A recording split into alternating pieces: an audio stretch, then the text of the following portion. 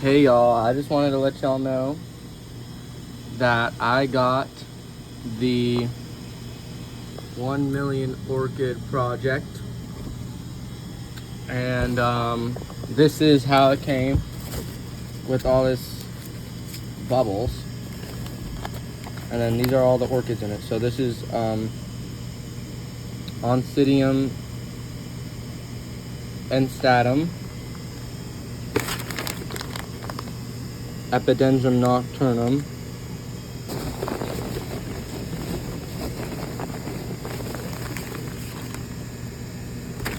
another Oncidium enstatum,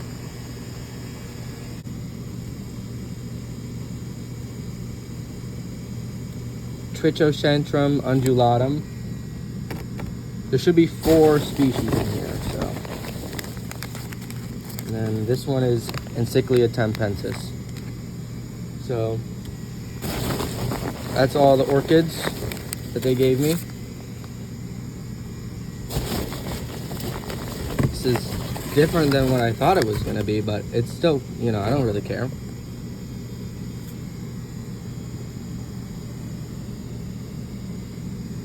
And then this one I'm excited, Oncidium enstatum, the Florida dancing lady too.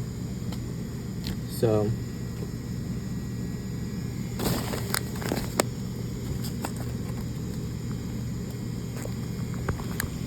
Trichotentrum undulatum. Let me see.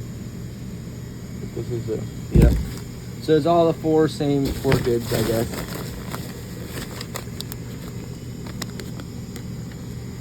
And then I'll show you guys what they all look like, not, wrapped up. This is the whole thing, all 12 of them. I'm gonna take pictures of everywhere where I put. So this is an update on the 1 million orchid project. Here are butterfly, mule ear orchids.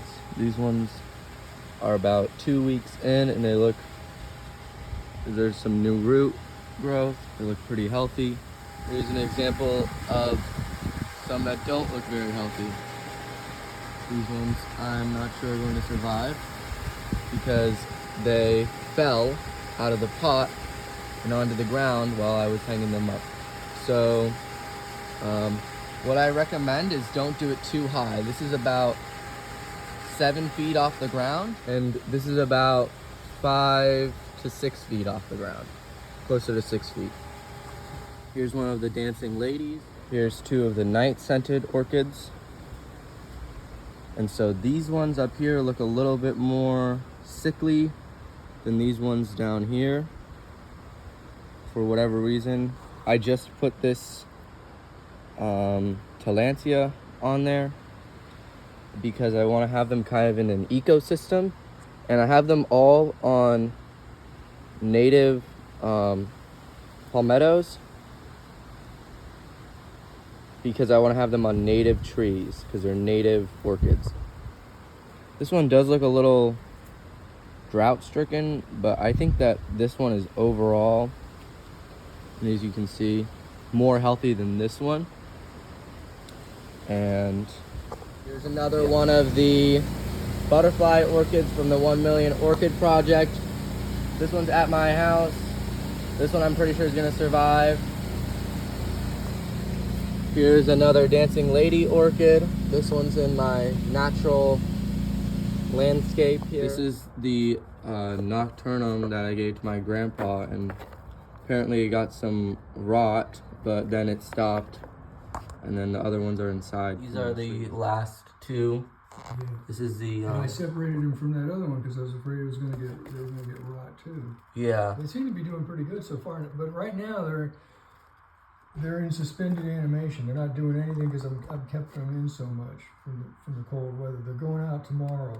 Yeah, we just had a historic freeze here. Yeah. And then I think that this is something that the Trichocentrums do with the black spots on the leaf. I noticed that on my other Trichocentrums, but these are the 2 other native orchids from the 1 million orchids. So this is what I mean by the black spots on the Trichocentrums. This is a Trichocentrum. I don't really know the tag on this one,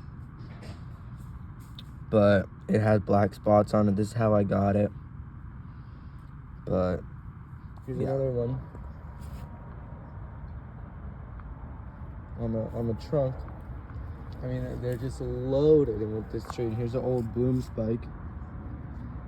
I'm gonna come back here in April and show what it looks like in April.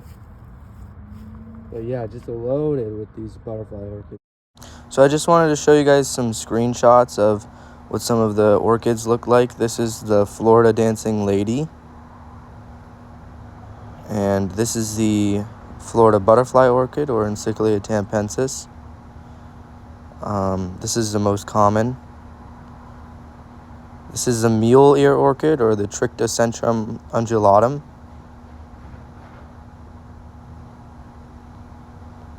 This is the Epidendrum nocturnum. And so that's the 4 orchids that were in the 1 Million Orchid Project, but there's actually about 150 different native orchids to Florida, probably more. This is a book that shows, this is Encyclia tampensis. This is Trichocentrum carthagensis, which was only found once in Florida in 1916. And then these are some other really cool native orchids that I think are pretty misrepresented.